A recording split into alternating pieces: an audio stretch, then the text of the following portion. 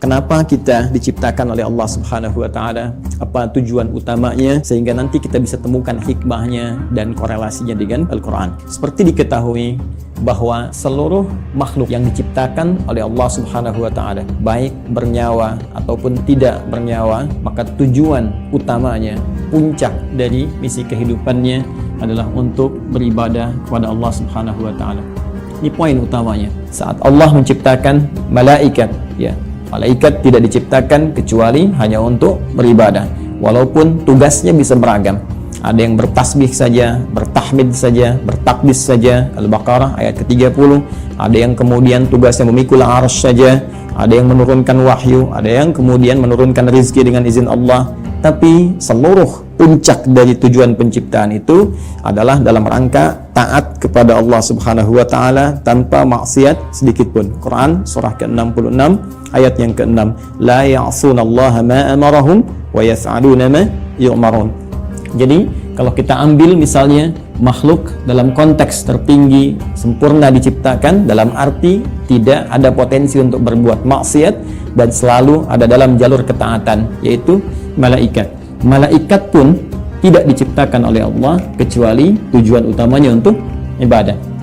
Ya, pun demikian kita kembali kepada manusia ataupun juga dengan jin. Kalau kita ingin satukan keduanya, ya, jin tentunya diciptakan sebelum manusia, jadi saya dahulukan, ya, setelah malaikat kemudian jin, saya dahulukan sebelum manusia. Quran surah ke-15 Al-Hijr ayat ke-27, wal janna khalaqnahu min qablu min naris samum. Ya, sedangkan jin itu kata Allah kami ciptakan sebelum manusia dari materi yang berbeda, dari api yang menyala-nyala. Baik, pun demikian dengan manusia setelahnya. Ya, wa idz qala rabbuka lil malaikati inni khaliqun basyara. Ketika Allah firmankan kepada para malaikat yang sudah tercipta sebelum manusia, pun sebagian kalangan jin yang hadir pada saat itu, kami akan mencipta makhluk baru, bukan malaikat, bukan jin, tapi basyar.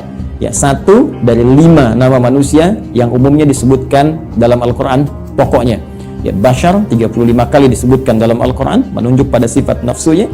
Ins disebutkan 18 kali berpasangan dengan jin menunjuk pada sifat penampakan dan kelembutannya. Insan disebutkan 65 kali dalam Al-Quran menunjuk pada totalitas aktivitasnya. Pun demikian dengan An-Nas disebutkan setidaknya 241 kali dalam Al-Quran menunjuk sifat sosialnya. Dan Bani Adam, ya, disebutkan setidaknya 7 kali dalam Al-Quran menunjuk genealogisnya yang tersambung pada Nabi Adam alaihissalam. Jadi manusia ketika difirmankan oleh Allah kepada malaikat dan jin, ya wa idz qala rabbuka lil malaikati inni khaliqun basyara. Jin dan manusia ketika diciptakan tidak lepas dari fungsi ini. Ya, ditegaskan di Quran surah ke-51 digabungkan ayat ke-56. Ya, paling kanan sebelah atas di mushaf standar Allah berfirman, "Wa ma khalaqtul jinna wal insa illa liya'budun." Ya, dan tidaklah aku ciptakan jin dan seluruh manusia itu kecuali tujuan puncak pokok, ya.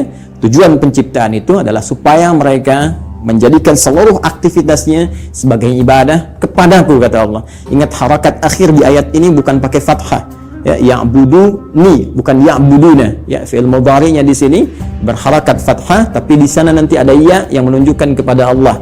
Ya, kemudian untuk takhfif dia dihilangkan diganti dengan harakat kasrah. Jadi jelas Allah memberikan kesan yang tegas bahwa seluruh fungsi penciptaan manusia tiada lain seluruhnya dalam rangka beribadah kepada Allah Subhanahu wa taala. Allah telah mencipta manusia, Quran surah 15 ayat ke-28, dan ingin menerangkan ini fungsi misi penciptaan manusia itu. Maka digunakan kata ja'il. Inni ja'ilun fil ardi. Satu, fil ardi. Di poinnya ini menunjuk pada tempat. Aku akan menjadikan, memberikan fungsi pada manusia yang telah tercipta itu. Akan menempatkan mereka bertugas, tempatnya bukan di langit, bukan fis sama, ya. Awas hati-hati, tapi tempatnya di mana? Fil ardi. Ya, yang kita terjemahkan dengan bumi itu. Baik, khalifah, dan dia akan membawa peran untuk menunaikan tugas ibadah itu sebagai khalifah. Yang setidaknya punya 2 makna pokok. Bisa jadi khalafa yakhlifu, ya, yang saling menggantikan. Artinya kalau satu selesai akan lahir yang lain meneruskan kembali, satu selesai meneruskan kembali, ya, bapak kemudian melahirkan anak, anak melahirkan anak lagi, saling menggantikan. Dan Al-Qur'an memberikan pesan jangan sampai seseorang meninggalkan generasi setelahnya dalam keadaan lemah. Quran surah keempat ayat 9 itu. Wal yakhshal ladzina law taraku min khalfihim dzurriyyatan dhi'afa khafu 'alaihim. Karena itu siapkan generasi terbaik untuk saling menggantikan membawa tugas di bumi. Nanti kalau ada bahasan yang lebih luas kita belajar khusus tentang tema ini, ya.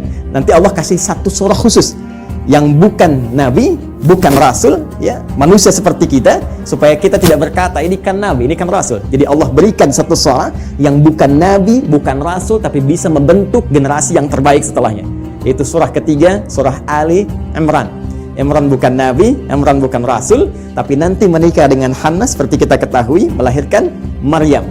Dan Maryam saat dididik disiapkan, itu nanti bisa jadi pribadi yang lebih baik dibandingkan dengan ibundanya dan ayahandanya. Karena itu Anda temukan surah Maryam surah ke-19, tapi Anda tidak temukan surah Hannah, ya. Tapi bagaimana keduanya mendidik supaya lahir generasi lebih baik dari orang tuanya. Maryam melahirkan Isa. Isa alaihi salam lebih baik dibandingkan ibu dan kakek neneknya, ya. Jadi demikian fitrah dalam Al-Quran. Setiap ada generasi mesti lebih baik daripada yang sebelum-sebelumnya. Bapaknya hafal Al-Quran, anaknya hafal Quran dan paham tafsirnya. Ya, anaknya hafal Quran dan tafsir, cucunya paham sampai hadis dan fikihnya. Demikian seterusnya. Baik. Kembali ke sini. Pun demikian khalifah, ya, selain punya arti menggantikan juga bisa berarti pemakmur, pembangun dalam semua nilai-nilai kebaikan. Ya, singkatnya, ditugaskanlah kemudian di bumi. Ini tugasnya.